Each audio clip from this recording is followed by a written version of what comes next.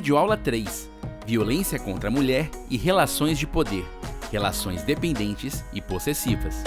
As relações de poder são papéis sociais exercidos pelos indivíduos de acordo com a construção coletiva social dos papéis de gênero desempenhados pelos mesmos. Ou seja, hoje, no contexto da desigualdade de gênero, homens e mulheres se colocam numa posição de hierarquia simplesmente por conta da ocupação desses lugares, da ocupação das identidades de gênero. O papel masculino socialmente construído numa sociedade machista, patriarcal, que coloca uma ordem social de privilégios, subalterniza o gênero feminino, que ocupa um lugar de inferioridade em razão da construção dessas relações de poder. Essas relações têm como marca prioritária a posse, o domínio, a submissão, para o exercício dessas relações de poder. Então, a desigualdade de gênero acaba como uma consequência do exercício desses papéis que, se foram construídos, podem ser desconstruídos ao longo da disseminação de uma educação igualitária, equânime, que desconstrua a hierarquização entre os gêneros, sobretudo masculino e feminino. No contexto da violência contra nós mulheres, praticamente todas as condutas criminosas de violência doméstica e familiar e de violência de gênero, de um modo geral, são pautadas no exercício deste poder, dessas relações que ainda colocam hoje em vários segmentos sociais, em vários espectros sociais, o gênero masculino em sobreposição ao gênero feminino. Mais uma vez, essa questão é uma questão simbólica, cultural, construída socialmente pelos pilares históricos do nosso país, pela formação socioeconômica do nosso país. Então, a discussão sobre esses pilares e a desconstrução dessas estruturas é fundamental para a ressignificação das relações de poder que colocam em hierarquia gêneros masculino e feminino, ou seja, homens em sobreposição, homens em um lugar de superioridade em relação às mulheres. Essas matrizes de opressão que impõem o domínio masculino são fundamentais no estudo do fenômeno da violência contra a mulher, sobretudo da violência doméstica e familiar contra a mulher, onde o agressor, na qual o agressor, em regra, é o companheiro, o ex-companheiro ou pessoas que têm uma relação próxima à vítima. A partir dessas matrizes, as relações de poder são construídas e têm como elemento último o cometimento da agressão. A Lei Maria da Penha, uma das 3 legislações mais avançadas do mundo no que diz respeito ao enfrentamento contra a violência contra nós mulheres, é uma demarcação legislativa, né? A partir dela, outras discussões acerca da intervenção do Estado por meio da legislação na proteção da mulher se intensificaram. A legislação, a Lei 11.340 de 2006, é muito completa, detalhada, traz a previsão específica de condutas que, inclusive, remontam ao exercício dessas relações de poder, de dominação, de posse, de propriedade, por parte dos homens em relação às mulheres. Então, quando a legislação traz de maneira explícita a previsão da violência moral, da violência psicológica, da violência sexual, patrimonial, além das já conhecidas agressões físicas, há um avanço na discussão subjetiva de como as relações de poder que submetem as mulheres aos homens, histórica e culturalmente, precisam ser enfrentadas a partir também da intervenção da legislação brasileira. A própria Constituição Federal traz, quando coloca o princípio da igualdade material, homens e mulheres são iguais nas medidas de suas condições específicas, inclusive de gênero, quando coloca que não haverá no Brasil, na República Federativa do Brasil, discriminação em razão do sexo, que entendemos como gênero, há uma inclinação por parte do ordenamento jurídico, né, do Constituinte, na proteção intensiva do gênero feminino, já reconhecendo essa hierarquização socialmente construída que provoca o fenômeno, a naturalização do fenômeno da violência contra nós mulheres. No curso de enfrentamento à violência contra a mulher, também promovido pela Fundação Demócrito Rocha, nós já havíamos proposto o conceito de misoginia racial, que é justamente a combinação dos elementos do patriarcalismo e do racismo estruturados para a promoção da discriminação, de condutas discriminatórias contra as mulheres negras. A misoginia, como a gente sabe, é o desprezo, é o ódio à condição de mulher. Inclusive, o crime de feminicídio previsto lá no Código Penal traz esse elemento. Quando a gente fala de misoginia racial, a gente direciona esse conceito, esse desprezo, esse ódio a uma condição de gênero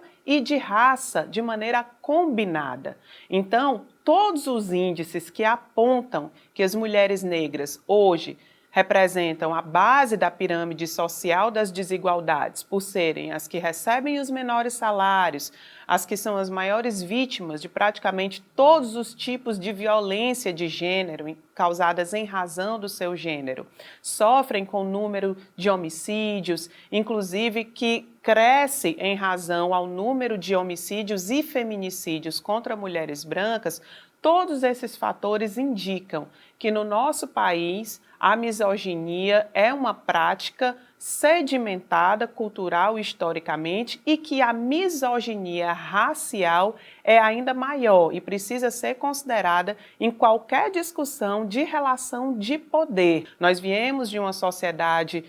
sedimentada em um sistema oligárquico, num sistema escravocrata, então todos esses fatores influenciam para que a mulher negra ainda hoje ocupe, infelizmente, os piores lugares quando da análise de vítimas de violência de gênero. Ou seja, no estudo das relações de poder que colocam a mulher como um indivíduo negligenciado, subalternizado, as mulheres negras, o racismo e o machismo atuam para que esse grupo social esteja numa situação de hipervulnerabilidade. Então, esse fenômeno da misoginia racial precisa ser discutido, inserido dentro das políticas públicas, dentro da criação, da discussão e da criação de legislações de proteção à mulher no ordenamento jurídico brasileiro e no Estado brasileiro de maneira geral.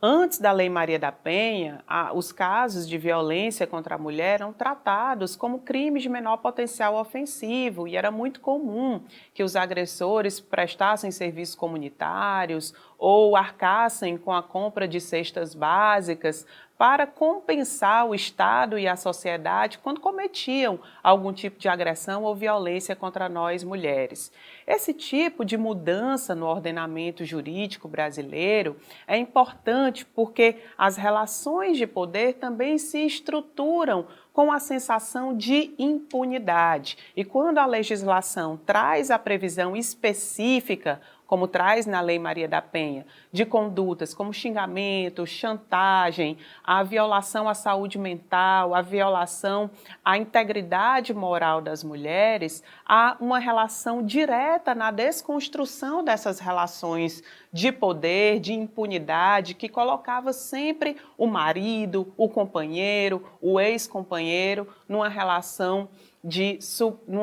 superioridade, de subjugação das mulheres. E é importante dizer que a Lei Maria da Penha é um marco legislativo e que, a partir dela, outras legislações foram estruturadas e foram inseridas no sentido de aprimorar o seu primeiro texto. Um desses exemplos é a Lei de Importunação Sexual. A disposição sobre o corpo da mulher, né, a ofensa, a naturalização da ofensa à integridade, à dignidade sexual das mulheres, também é uma reprodução dessa lógica de poder que sempre colocou a nossa existência, os nossos corpos à disposição do masculino, né? Durante muito tempo, os assédios em transporte público, né? As violações para cometimento de ato libidinoso era algo natural, que não era combatido com legislação específica e até, de certa forma, aceito socialmente. Então, a partir dessas novas legislações, não só a lei de importunação sexual, mas um outro marco também que a gente traz, que é a lei do feminicídio, que é de 2015, que traz essa punição, essa qualificação do crime de homicídio em razão da condição de mulher, sobretudo no contexto da violência doméstica e familiar, enfim. Todas essas medidas, né, são medidas legislativas que repercutem na proteção judicial das mulheres no que diz respeito ao fenômeno da violência e impede, não só pelo caráter punitivo, mas pelo caráter educativo e preventivo, que esse ciclo histórico culturalmente construído, que coloca o gênero masculino naturalmente na posição de agressor e o gênero feminino naturalmente na condição de vítima, né, que essa lógica se desestruture, que uma ordem social no exercício desses papéis de gênero seja ressignificada, né, para que a gente não consiga nunca mais, né, de maneira alguma,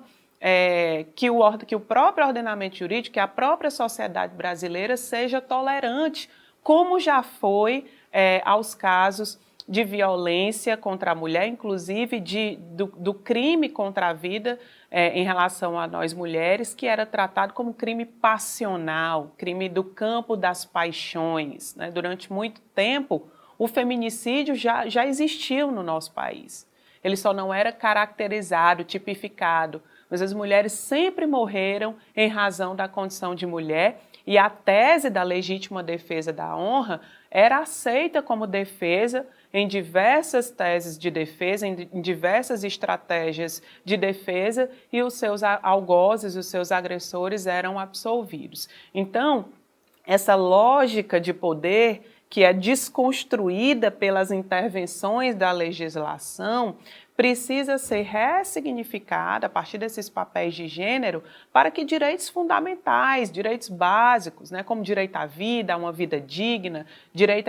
à integridade física, sexual, psicológica das mulheres, sobretudo das mulheres negras, sejam preservados. O Estado brasileiro, a legislação por si só, o caráter meramente punitivo do direito penal não podem ser as únicas soluções para essa problemática. É preciso inserir a construção da masculinidade, a ressignificação da masculinidade, do exercício do papel do gênero masculino nessas discussões. Atualmente, o racismo, o machismo, o patriarcalismo, que são questões estruturais que fundamentam essas relações entre homens e mulheres no contexto da violência, precisam ser enfrentados com medidas que devem vir desde a educação em gênero, a educação para a ressignificação de masculinidades e também para a desconstrução de masculinidades tóxicas, que também são repercussões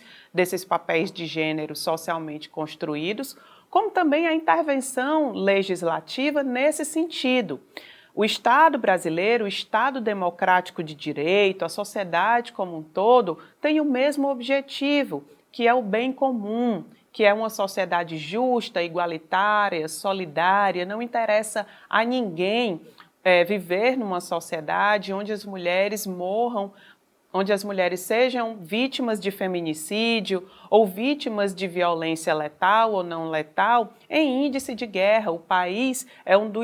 Brasil é um dos 5 países do mundo que mais matam mulheres. Então, essa realidade não condiz com os objetivos, com os fundamentos previstos constitucionalmente. A própria Lei Maria da Penha, no artigo 22, aponta uma solução quando prevê a possibilidade de determinação por parte do juiz ou da juíza no momento da concessão de medida protetiva ou da condenação do agressor, no caso de violência contra nós mulheres, a possibilidade de frequentar um programa de reeducação ou de reintegração que vise a desconstrução desse machismo, a desconstrução das práticas que motivaram a agressão. Mais uma vez, essas práticas são estruturais, então as medidas de enfrentamento também devem ser estruturais. Hoje, nós temos a educação como uma ferramenta fundamental para a desconstrução desses pilares históricos. A discussão, desde a educação básica até os espaços de convivência majoritariamente feminino, são ambientes onde diversas campanhas que promovem o engajamento dos homens na luta pelo fim da violência contra a mulher têm se dedicado para aprimorar, para aprofundar o diálogo com os homens sobre esse determinado tema. Então, nós entendemos que, de maneira geral, se toda essa construção que nós citamos dos papéis de gênero que se sobrepõem e tem como fim último, como consequência a violência e até a perda, né, do bem jurídico mais precioso que nós temos, que é a vida das mulheres. Então, se essas estruturas são construídas socialmente, elas são passíveis de serem também reconstruídas, ressignificadas. Nós não queremos transformar a sociedade, a legislação, numa máquina meramente punitiva, uma máquina de punir homens que, após a condenação, ou após o cumprimento da pena, ou até antes mesmo desse momento, voltem a ter a mesma conduta, né? Repitam, voltem a cometer os mesmos atos, as mesmas agressões previstas, porque o problema não vai ser resolvido, essa problemática não vai ser resolvida apenas com a punição, apenas com a aplicação da legislação, que é importante, porque fazer justiça às mulheres, ter um processo que tenha celeridade, ter uma medida protetiva concedida no prazo previsto de 48 horas, ter uma proteção de assistência social, uma proteção psicossocial para as mulheres em situação de violência, também é uma maneira de enfrentar esse problema, mas não é suficiente, pois há uma cultura, há uma ordem social, há um sistema patriarcalista que mantém as desigualdades de gênero, que colocam os homens em sobreposição em diversos espectros sociais às mulheres e acabam por incentivar as práticas discriminatórias, as práticas violentas. Então, essa masculinidade que violenta, que mata, que agride, que tem o corpo feminino, a existência feminina como um objeto, como algo a estar à sua disposição, principalmente no âmbito da relação conjugal, é algo que precisa ser ressignificado.